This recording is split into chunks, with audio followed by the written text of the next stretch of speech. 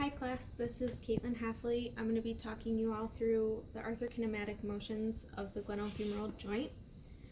So with the motion of the shoulder, we have a convex humeral head moving on a concave glenoid fossa.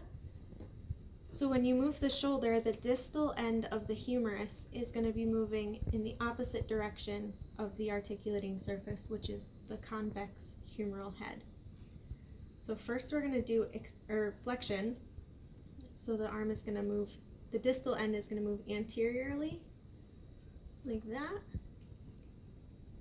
And if you watch the humeral head, it's going to slide posteriorly to allow it to stay in the glenoid fossa.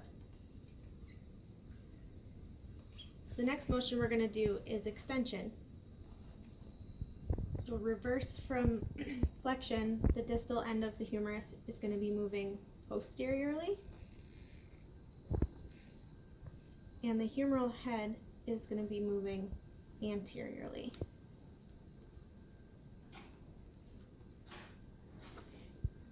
The next motion that we have is internal or medial rotation. So the distal end of the humerus is going to be moving medially. And as that happens, the head of the humerus moves posteriorly and laterally.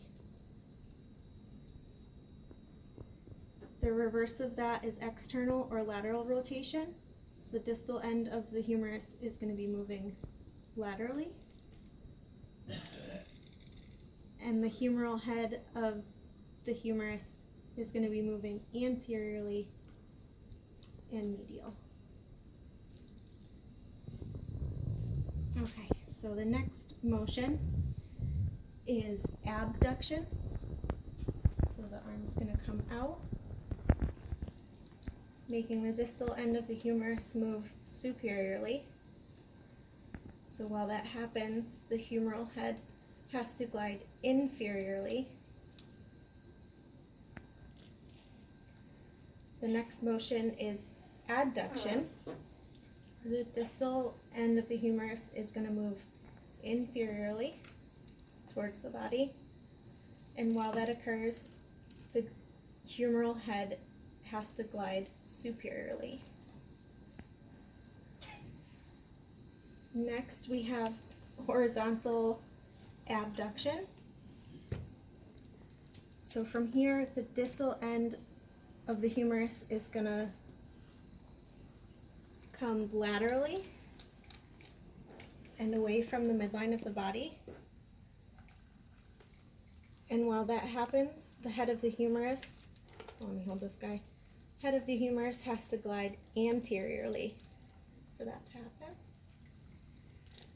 And the next is horizontal adduction. So that's when the distal end is coming towards the midline of the body.